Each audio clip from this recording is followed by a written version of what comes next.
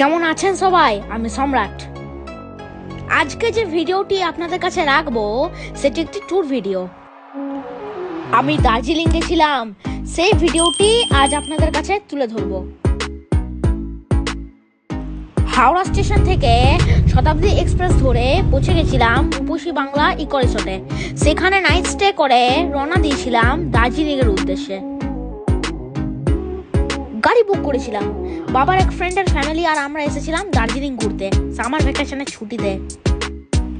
কলকাতায় খুব গরম, তাই এই গরমে দার্জিলিংয়ে প্রতি বছর বহু মানুষ ঘুরতে আসেন। আমরা এসেছিলাম এই সামার ভ্যাকেশনের ছুটি কাটাতে। গাড়িতে উঠে বসলাম, শুরু হলো জার্নি।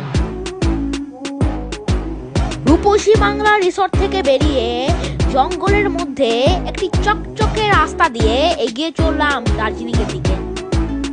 একটু এগোতেই দুপাশ ধরে শুরু হলো চা বাগান। অন দ্য ওয়ে আসার পথে মিনা মোড়ে দাঁড়িয়েছি ব্রেকফাস্ট করার জন্য। অন দ্য ওয়ে একটু হল্ট করলাম মিনা মোড়ে ব্রেকফাস্ট করার জন্য।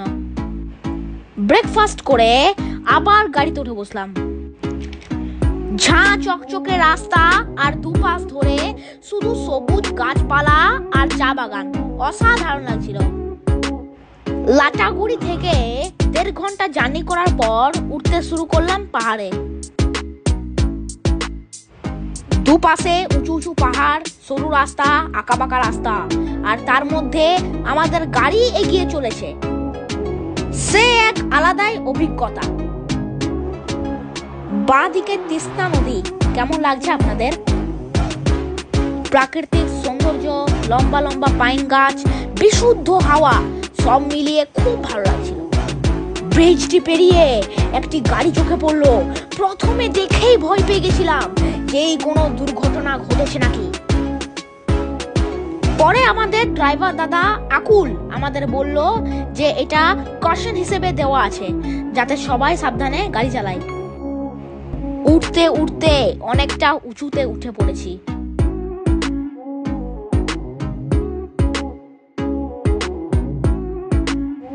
আর অন দ্য ওয়ে একটু হল্ট করলাম রবীন্দ্র ভবন মাংপুতে।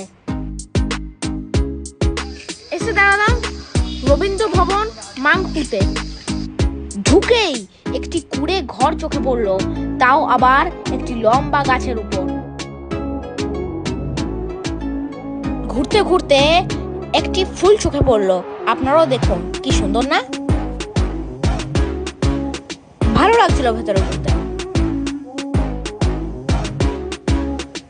ঢুকে পড়লাম মিউজিয়ামের ভেতরে। জোড়াসাঁকো ঠাকুর বাড়ি আগেই ঘুরেছি, সেই স্মৃতিগুলি এখানেও চোখে পড়লো। কবিগুরুর স্মৃতি বিজড়িত বহু স্মৃতি রয়েছে এই রবীন্দ্র ভবনে। বেশ কিছুক্ষণ সময় এই মিউজিয়ামের মধ্যেই কাটালাম। আমি, মাম্মাম, বাবা সবাই মিলে মিউজিয়ামের ভেতরটা ভালোভাবে ঘুরে দেখছিলাম। খুব ভালো লাগছিল আমার। মিউজিয়ামের ভেতর থেকে বেরিয়ে বাইরেটা আরো একটু ভালো করে ঘুরে দেখছিলাম। ব্যাস আর কি, এবার দার্জিলিং এ রওনা দেওয়ার পালা। কিছুক্ষণ মাংপুতে কাটিয়ে ছবি তুলে আবার শুরু করলাম জার্নি টু দার্জিলিং।